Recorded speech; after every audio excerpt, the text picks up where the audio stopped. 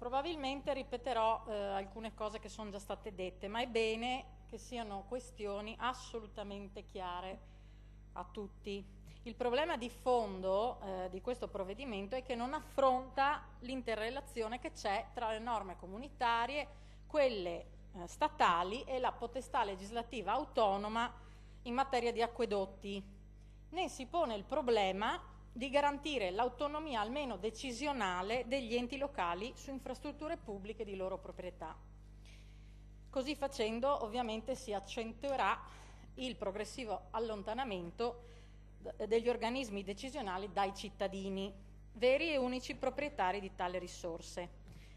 Come è già stato detto, la nostra specialità viene svilita dal testo giunto in discussione oggi, che sostanzialmente copia quanto è già stato fatto da altre regioni italiane a statuto ordinario, non speciale come noi, e si limita a proporre un sistema accentrato su scala regionale con un unico ambito territoriale ottimale coincidente con l'intero territorio regionale, sia per il servizio di gestione integrata dei rifiuti che per il servizio idrico integrato.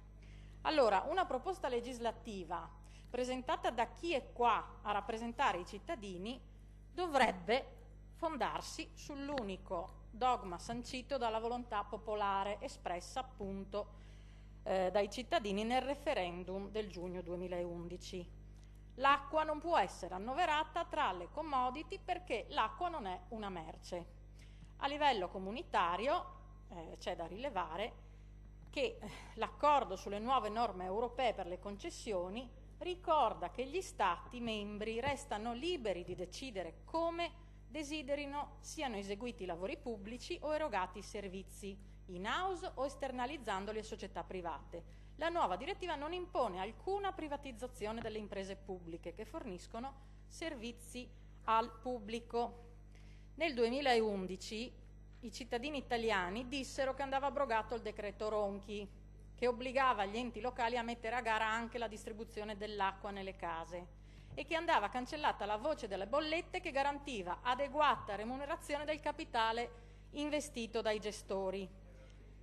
Gli italiani dissero in sostanza che quel servizio non andava messo sul mercato ma gestito dal pubblico senza fini di lucro.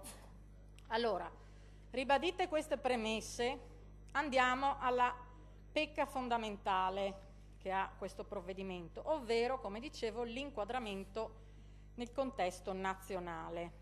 Allora, volevo rassicurare Travanut che il nostro sospetto non riguarda purtroppo la legge in discussione in questo momento in commissione sull'acqua pubblica, perché sì, in commissione parlamentare sull'acqua pubblica, perché abbiamo il dubbio che venga, oltre che stravolta, anche affossata nell'iter.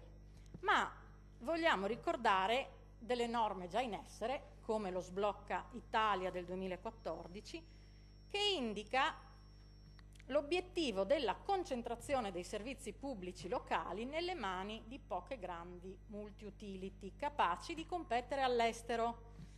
Viene incentivata grazie alla previsione che gestore unico, che sarà obbligatorio per ogni ambito territoriale, salvo il periodo di adeguamento e di fine delle gestioni in essere, divenga chi ha già in mano il servizio per almeno il 25% della popolazione. Non serve fare nomi di chi potrà ambire al ruolo di gestore unico. Nella legge di stabilità poi si incentivano i comuni a privatizzare i servizi pubblici a rete attraverso sconti sul patto di stabilità. I comuni che venderanno le quote di partecipazione nelle società pubbliche potranno avere sconti sul patto di stabilità interno. Ma passiamo alla cosa più drammatica, secondo me, ovvero a una proposta di decreto legislativo del governo Renzi che attua la legge delega conosciuta volgarmente come riforma Madia, che è già stato liquidato, diciamo, dal governo, passato al Parlamento, in questo momento è al Parlamento per i pareri, e che tornerà al governo e che dovrà essere emanato entro luglio 2016. E quindi adesso parliamo di quello che in questa legge non c'è, nella nostra legge in discussione oggi non c'è, ma che dovremo assolutamente scrivere entro fine anno, perché questo decreto legge stabilisce che le disposizioni qui scritte sono applicate nelle regioni a statuto speciale e nelle province autonome, compatibilmente con i rispettivi statuti, anche appunto con riferimento alla legge costituzionale, e laddove necessario le regioni a statuto speciale provvedono ad adeguare i rispettivi ordinamenti e norme di attuazione al presente decreto entro 6 mesi. Quindi ci rivedremo qui entro fine anno. Perché? Perché cosa dice questo decreto? Innanzitutto vorrei evidenziare come non si parli di diritti quando si parla di acqua in questo decreto, ma si parli di bisogni, ed è una differenza sottile ma sostanziale, perché i bisogni, se hai un diritto la collettività deve provvedere, se hai un bisogno o paghi se ne hai la possibilità oppure peggio per te. Quindi si viene negata la visione solidale, ovvero sui servizi essenziali per la vita del cittadino, che dovrebbe prevalere quindi l'interesse collettivo, ovvero il bene comune. Sparisce anche la possibilità per i comuni di gestire l'acqua, che è un servizio a rete, attraverso aziende pubbliche, perché l'articolo 7 di questo decreto esclude appunto la possibilità di gestire tramite aziende speciali proprio i servizi a rete. Rimane la possibilità di gestirlo tramite SPA in-house, però questo viene garantito tramite una trafila burocratica lunghissima e farraginosa, tra l'altro posta in mano alle banche, che dovranno asseverare la proposta del comune. Altra cosa assolutamente scandalosa di questo decreto è che si reintroduce in maniera chiara, scritto in più punti del decreto, la remunerazione del capitale per i privati nel settore idrico, alla faccia del risultato referendario di soli 4 anni fa. Ma non solo, andiamo a vedere cosa si dice sulle tariffe.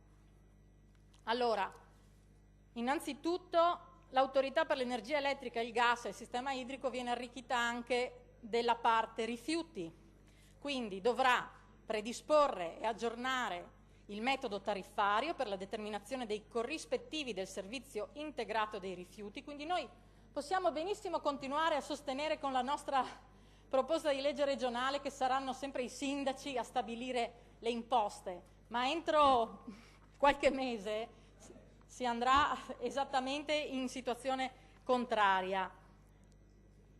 E soprattutto i metodi tariffari costituiscono a copertura, soprattutto i primi punti che dovranno essere valutati per l'aggiornamento dei metodi tariffari, sarà la copertura dei costi di esercizio e di investimento, compresa la remunerazione dei capitali.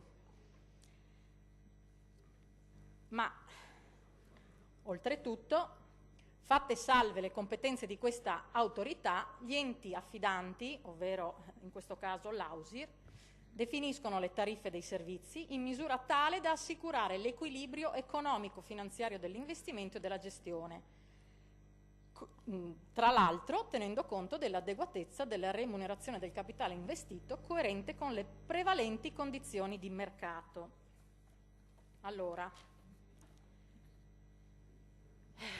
come dicevo, se noi vi abbiamo chiesto di rimandare la discussione di questo provvedimento, non è per un capriccio, ma è perché non ha alcun senso approvare questa legge quando entro fine anno dovremo sicuramente adattare la normativa regionale a qualcosa che va in una direzione diametralmente opposta agli intenti, ai begli intenti di questa proposta di legge. Allora, qua o ce ne freghiamo perché tanto le amministrative saranno passate. Grazie.